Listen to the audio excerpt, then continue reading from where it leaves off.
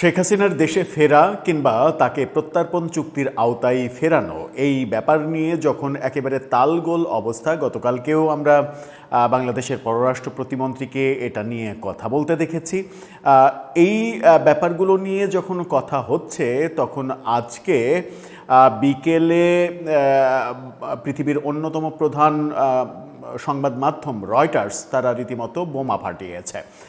তারা নিশ্চিত করছে এবং এই প্রথমবারের মতো রয়টার্স শেখ হাসিনার সঙ্গে সরাসরি কথা বলে সাক্ষাৎকার নিয়েছে এবং সেই সাক্ষাৎকার এটাই প্রথম কোনো গণমাধ্যম ইমেল সাক্ষাৎকারের বাইরে শেখ হাসিনার সঙ্গে কথোপকথনের মাধ্যমে সাক্ষাৎকার নিয়েছে এবং সেই সাক্ষাৎকারে বেরিয়ে এসেছে শেখ হাসিনা নিশ্চিত করেছেন তিনি দেশে ফিরছেন এবং সেই সময়টা হচ্ছে ডিসেম্বর এবং তার সাথে আরও অনেকে থাকছে, তিনি একা ফিরছেন না।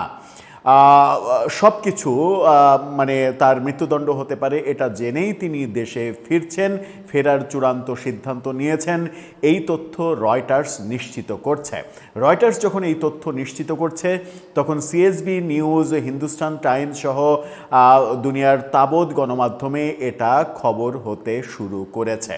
কি বলছে, বিস্ফোরক তথ্য কি বের করে আনলো রয়টার্স, চলুন একটু বোঝার চেষ্টা করি। কারণ বাংলাদেশের গণমাধ্যমে এই খবর খুব একটা গুরুত্ব দিয়ে প্রকাশ করা নাও হতে পারে, কারণ কদিন আগেই এনডিটিভিতে শেখ হাসিনার দেয়া সাক্ষাৎকারকে কেন্দ্র করে বাংলাদেশের গণমাধ্যম যখন সেটা উদ্ধৃত করে নিউজ করেছিল তখন কিন্তু প্রধানমন্ত্রীর তথ্য উপদেষ্টা এক ধরনের হুমকিই দিয়েছিলেন যে শেখ হাসিনার যে কোনো ধরনের বক্তব্য প্রচারে নিষেধাজ্ঞা আছে।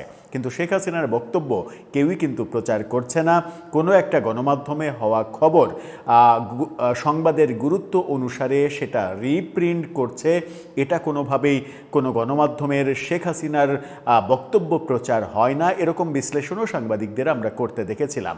রয়টার্সে নতুন করে কি বললেন তিনি, কি কথা উঠে আসলো, স্পেসিফিক কোন বিষয় উঠে আসলো, ডিসেম্বরকেই তিনি কেন বেছে নিচ্ছেন এবং তিনি যেটা বলছেন সরাসরি টেলিকথোপকথনে যে সাক্ষাৎকার তিনি দিয়েছেন সেই সাক্ষাৎকারে এই প্রথম প্রশ্নের পাল্টা প্রশ্ন, উত্তরের পাল্টা প্রশ্ন এটা করার স্কোপ পেয়েছিল রয়টার্স। কি উঠে আসলো সেই সাক্ষাৎকারে, চলুন একটু বুঝে ওঠার চেষ্টা করি এই ভিডিওতে। থাকবেন পলিটিক্স টিভির নিয়মিত আয়োজনে।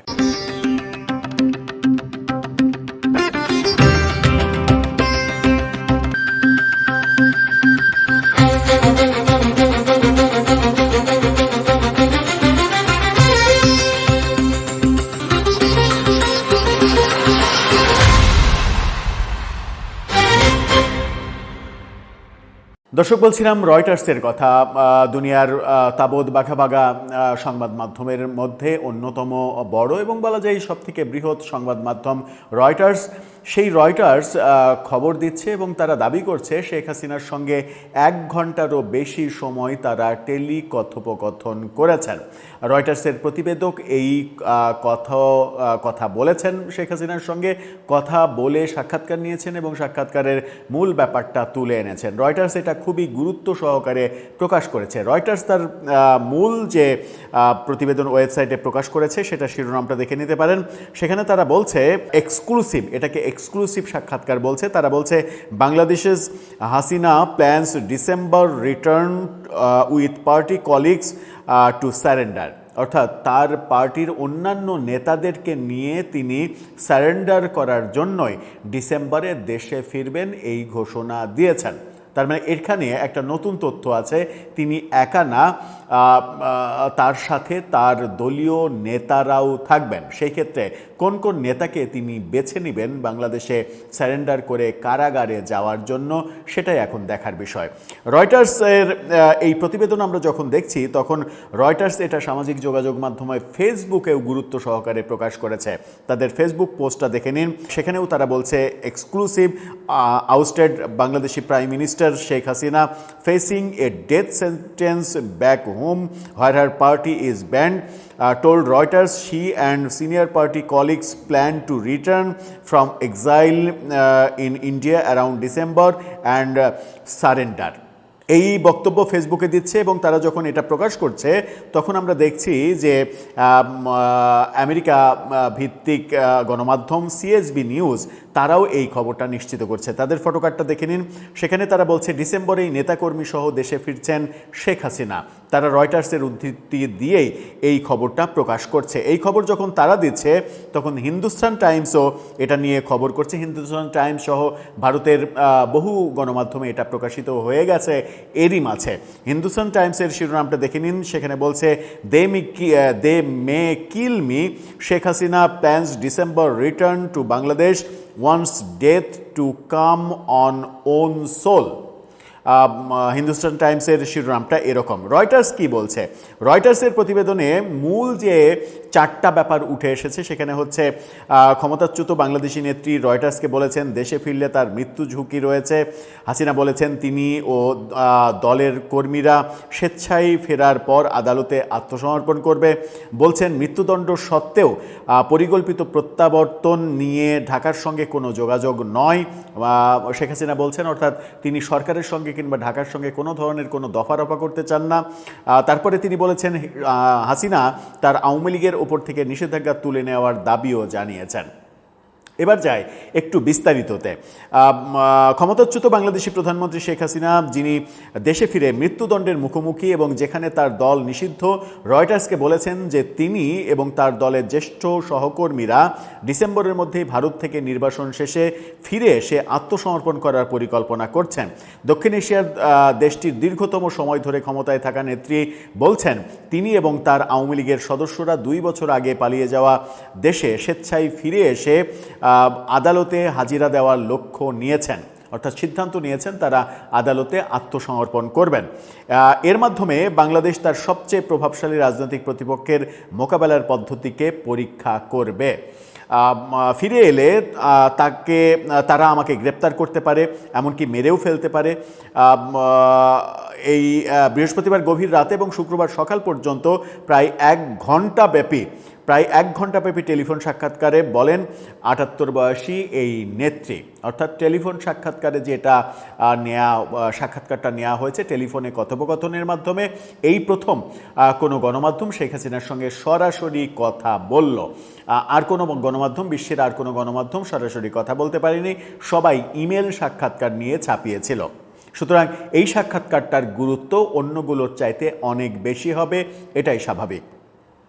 তিনি বলছেন তবুও আমাকে যেতে হবে। আমার দলের নেতাকর্মীরা প্রচণ্ড দমনপীড়নের শিকার হচ্ছেন। যদি মৃত্যু আসে আমি চাই তা যেন আমার নিজের মাটিতেই আসে, যেখানে আমার বাবা মা সমাহিত এবং যেখানে তাদের রক্ত ঝরেছিল। নির্বাচনের কারণে বাংলাদেশ ভারত সম্পর্কে টানাপোড়েন হবে কিনা সেই প্রসঙ্গে তিনি বলছেন যে একাধিক মেয়াদে 20 বছর প্রধানমন্ত্রীত্বের অবসান ঘটিয়ে বিক্ষোভের মুখে 2024 সালে বাংলাদেশ থেকে চলে যান শেখ হাসিনা। ছাত্র নেতৃত্বের এক গণঅভ্যুত্থানে প্রাণঘাতী দমনপীড়নের নির্দেশ দেওয়ায় দেশটির যুদ্ধাপরাধ আদালত নভেম্বরে তার অনুপস্থিতিতে তাকে মৃত্যুদণ্ড দেয়। তিনি নির্বাসন থেকে এই অভিযোগ অস্বীকার করে আসছেন, অর্থাৎ শেখ হাসিনা তার বিরুদ্ধে যে অভিযোগ সেই অভিযোগগুলো অস্বীকার করছেন, সেটা বলছে রয়টার্স। 2 বছরের অস্থিরতার পর ঢাকা সরকার স্থিতিশীলতা ফিরিয়ে আনার চেষ্টা করায় তার প্রত্যাবর্তন পোশাক রপ্তানির এই শক্তিশালী দেশটিতে রাজনৈতিক বিভাজন আরও তীব্র করতে পারে। অর্থাৎ শেখ হাসিনা ফিরে আসা রাজনৈতিক বিভাজন তৈরি করতে পারে আরও বেশি, এটা রয়টার্স মনে করছে। অন্যদিকে এটি ভারতের সঙ্গে তিক্ত সম্পর্কের উন্নতি ঘটাতে পারে, যা নয়াদিল্লি তাকে আশ্রয় দেওয়ার পর তীব্রভাবে অবনতি হয়েছিল। অর্থাৎ রয়টার্স বলছে শেখ হাসিনা যদি সত্যিই দেশে ফিরে আসেন তাহলে ভারতের সঙ্গে যে তিক্ত সম্পর্ক সেই তিক্ত সম্পর্কের অবসান ঘটতে পারে 1।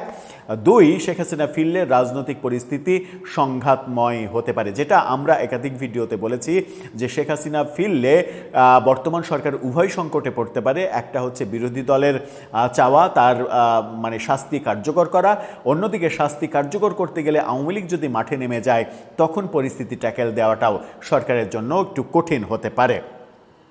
এই ব্যাপারে এই প্রথম তিনি তার প্রত্যাবর্তনের একটি সময়সূচি ঘোষণা করেছেন, আত্মসমর্পণের পরিকল্পনার কথা বলছেন, কিংবা অন্য নির্বাসিত আওয়ামী লীগ নেতারাও তা করবেন বলে তিনি নিশ্চিত করছেন। তাদের মধ্যে সাবেক স্বরাষ্ট্রমন্ত্রী আসাদুজ্জামান খান কামালেরও মৃত্যুদণ্ড রয়েছে। রয়টার্স দলের অন্য সদস্যদের সঙ্গে যোগাযোগ করতে পারেনি বা তারা কোথায় আছেন তা নিশ্চিত হতে পারেনি। তিনি বলেন, ঢাকার কর্তৃপক্ষ আমাকে ফিরিয়ে নিতে চায়, আমাকে ফেরত পাঠানোর জন্য তারা বারবার ভারতে চিঠি পাঠাচ্ছে, আমি নিজেই চলে যাব। অর্থাৎ ভারতকে ফেরত পাঠানো লাগবে না, আমি নিজেই চলে যাব। হাসিনার মন্তব্যের বিষয়ে মতামত জানতে চাওয়া হলে বাংলাদেশ সরকারের মুখপাত্ররা কোনো সাড়া দেননি। অর্থাৎ এই ব্যাপারে বাংলাদেশ সরকারের পক্ষ থেকে কিছু বলা হয়নি রয়টার্সকে। হাসিনার মন্তব্যের বিষয়ে মতামত জানতে চাওয়া হলে বাংলাদেশ সরকারের মুখপাত্ররা কোনো সাড়া দেননি। মন্তব্যের অনুরোধে ভারতের পররাষ্ট্র মন্ত্রণালয় কোনো সাড়া দেয়নি। এপ্রিলে মন্ত্রণালয়টি জানিয়েছিল তারা তাকে প্রত্যর্পণের জন্য বাংলাদেশের অনুরোধ খতিয়ে দেখছে এবং নতুন সরকারের সঙ্গে গঠনমূলকভাবে কাজ করে দ্বিপাক্ষিক সম্পর্ক আরও জোরদার করতে চায়। একসময়ের গণতন্ত্রের রক্ষক ভিন্নমত দমনের অভিযোগে অভিযুক্ত। অর্থাৎ একসময়ই যিনি গণতন্ত্রের রক্ষক ছিলেন তিনি ভিন্নমত দমনের যে অভিযোগ, সেই অভিযোগে অভিযুক্ত হয়েছেন। শেখ হাসিনা প্রসঙ্গে রয়টার্স বলছেন যে একটি সামরিক অভ্যুত্থানে তার পিতা একজন স্বাধীনতার নেতা এবং পরিবারের অধিকাংশ সদস্যকে হত্যা করার পর শেখ হাসিনা পাদপ্রদীপের আলোয় এসেছিলেন। তারপরে তার রাজনৈতিক জীবনের বর্ণনা দেওয়া হচ্ছে এবং গত আন্দোলন যেটা জুলাই আন্দোলন, সেখানে জাতিসংঘের রিপোর্টে 1400 জন মৃত্যুর যে খবর, সেই খবরটাও বলা হচ্ছে। শেখ হাসিনা যেটা বলেছেন রয়টার্সকে সর্বশেষ, সেটা হচ্ছে জনগণকে সিদ্ধান্ত নিতে দিতে হবে। অর্থাৎ জনগণই সিদ্ধান্ত নেবেন। শেখ হাসিনা বলেছেন জনগণকেই সিদ্ধান্ত নিতে দিন। গণমাধ্যমের প্রতিবেদন এবং সরকারি কর্মকর্তাদের ভাষ্যমতে তার সরকার ক্ষমতাচ্যুত হওয়ার পর থেকে আওয়ামী লীগের বহু কর্মী গ্রেপ্তার, আইনি মামলা, শারীরিক আক্রমণের শিকার হয়েছেন। হাসিনা বলেছেন দেশে ফেরার পরিকল্পনা নিয়ে ঢাকার সঙ্গে তার কোনো যোগাযোগ হয়নি। গণতন্ত্র, ভোটাধিকার, আওয়ামী লীগের রাজনৈতিক অধিকার এবং ন্যায় বিচার গোপন আলোচনার বিষয় নয়। মানে এখানে গোপন আলোচনার কোনো ব্যাপার নেই। তিনি বলেন কারাবাস নিয়ে তিনি চিন্তিত নন, কারণ এর আগেও তিনি বেশ কয়েকবার গ্রেপ্তার হয়েছেন। পিতার হত্যাকাণ্ডের পর 1981 সালে নির্বাসন থেকে ফিরে আসার পর সামরিক শাসনের বিরুদ্ধে চলা অভিযানে তিনি বারবার আটক হন। 2007 সালে একটি সামরিক সমর্থিত তত্ত্বাবধায়ক সরকারও তাকে জেলে নিয়েছিল। সেই ব্যাপারগুলো তিনি বলেছেন। তিনি বলেছেন যে মানে এই যে তার বাসভবনের দিকে জনতা এগিয়ে আসায়, প্রাণনাশের হুমকি পাওয়ায় তিনি এবার পালিয়ে যেতে বাধ্য হয়েছেন। তিনি বলেছেন যখন কোনো সরকার দীর্ঘদিন ধরে কাজ করে তখন ভুল হতেই পারে। এটা কিন্তু খুব গুরুত্বপূর্ণ ব্যাপার। তিনি বলছেন যে তার ভুল হতে পারে, কোনো সরকারই ভুলের ঊর্ধ্বে নয়, কিন্তু একটি সরকারের ভালো মন্দ, ন্যায় অন্যায় বিচার করার অধিকার জনগণের। আমি সেই বিচারের ভার জনগণের উপরেই ছেড়ে দিই। হাসিনা বলেছেন আওয়ামী লীগ পুনর্গঠনের প্রচেষ্টার অংশ হিসেবে তিনি বাংলাদেশের 300টি সংসদীয় আসনের মধ্যে 125টি আসনে অনলাইন বৈঠক করেছেন। 125 আসনে তিনি অনলাইন বৈঠক করেছেন, সেই তথ্য তিনি রয়টার্সকে জানিয়েছেন। তার মানে এখনও 175টি আসনের সঙ্গে তার কোনো যোগাযোগ হয়নি। তিনি বলেন তারা হয়তো আমাকে দোষী সাব্যস্ত করেছে এবং আমি হয়তো নির্বাচনে প্রতিদ্বন্দ্বিতা করতে পারবো না, কিন্তু তারা আওয়ামী লীগকে কেন স্থগিত করবে? আমরা যদি ভুল করে থাকি তবে জনগণই তার সিদ্ধান্ত নিক। অর্থাৎ আওয়ামী লীগ যদি ভুল করে থাকে তাহলে সেই সিদ্ধান্ত জনগণের উপরে ছেড়ে দেওয়ার কথা বলছেন। যে কথাটা অনেকেই বলেছেন যে রাজনৈতিক দলকে নির্বাহী আদেশে, আদালতের মাধ্যমে, যে কোনো ফরম্যাটে নিষিদ্ধ করার যে প্ল্যান, সেই প্ল্যানটা ঠিক নয়। অনেকে এটাও বলেছেন যে 24-এর শেখ হাসিনা সরকার পতনের পরে 3 মাসের মধ্যে যদি নির্বাচন হতো তাহলে কিন্তু জনগণই তাদেরকে ভোট দেয়া থেকে বিরত থাকতো, সুতরাং তাদের দলের অবস্থা এমনিতেই খারাপ হয়ে যেত। কিন্তু ইউনূস সরকারের অনেক দিন ক্ষমতায় থাকার যে খায়েশ, সেই খায়েশ এবং অপশাসনের জন্য আওয়ামী লীগ অনেকটা প্রাসঙ্গিক হয়ে গেছে। অনেকে ভাবতে শুরু করেছেন যে মানে আওয়ামী লীগকে তাড়িয়ে যদি এরকম অবস্থা হয় তাহলে তো আওয়ামী লীগই ভালো ছিল। এরকম বক্তব্য কিন্তু অনেকের মুখ থেকে বেরিয়েছে। সুতরাং ইউনূস সরকারের ব্যর্থতা, অপশাসন এবং অনেক দিন ক্ষমতায় থাকার খায়েশের কারণেই আওয়ামী লীগ 2 বছর যেতে না যেতেই কিন্তু অনেকের কাছে প্রাসঙ্গিক হয়েছে এবং আওয়ামী লীগের নেতারা এখন দেশে ফেরার সাহস করছেন। এমনকি শীর্ষ নেতা শেখ হাসিনা এবারের ঘোষণাটা একেবারে স্পষ্ট, যেহেতু কথোপকথন করেছেন একেবারে টেলিফোনে ডিরেক্ট, সেহেতু এবারে আর ওই ইমেলে লিখিত ব্যাপার না যে লেখার সময় অনেক কিছুই সাজিয়ে গুজিয়ে লেখা যায়, কিন্তু যখন কথা বলা যায় তখন কিন্তু মনের অজান্তেই অনেক কথা বেরিয়ে আসে। এই ঘোষণাটাকে আমার মনে হয় যে গুরুত্ব দেওয়ার যথেষ্ট কারণ এখন তৈরি হবে। এখন দেখার বিষয় যে এই বক্তব্য কোন দিকে গড়ায়। এবং গতকালকেও আমাদের পররাষ্ট্র প্রতিমন্ত্রী বলেছেন শেখ হাসিনাকে ফিরিয়ে আনার চেষ্টা চলছে, কিন্তু সেটা খুব দ্রুত সম্ভব নয়, সেটা সময় প্রয়োজন। এরকম কথা যখন বলছেন, তখন শেখ হাসিনা যদি ডিসেম্বরের মধ্যেই ফিরে আসেন, তাহলে তো বোধহয় সরকারের ওয়েলকাম জানানোরই কথা যে আসেন, আপনি আসেন, আইনের মোকাবেলা করেন, তাহলে তো ভালোই, সবার মানে সব কুলি রক্ষা হয়। এতে মনে হয় সরকারের আপত্তি থাকার কথা নয়। এবং শেখ হাসিনার জন্য যদি ট্রাভেল পাস প্রয়োজন হয়, সেটাও বোধহয় সরকারের দেয়া উচিত। দর্শক, আপনার কি মনে হয় কোন পরিস্থিতির দিকে যাচ্ছে বিষয়গুলো? আর তার চাইতেও বড় প্রশ্ন, শেখ হাসিনা নিজেই ফিরতে চাইছেন যখন তার ঘাড়ের উপরে মৃত্যুদণ্ডের বোঝা চেপে আছে। এই যে ফেরার সাহস, এই সাহসটা তিনি কোথায় থেকে পাচ্ছেন? আন্তর্জাতিক পর্যায় থেকে নাকি অন্য কোনো জায়গা থেকে? আপনার মতামত জানিয়ে লিখতে পারেন আমাদের কমেন্ট বক্সে।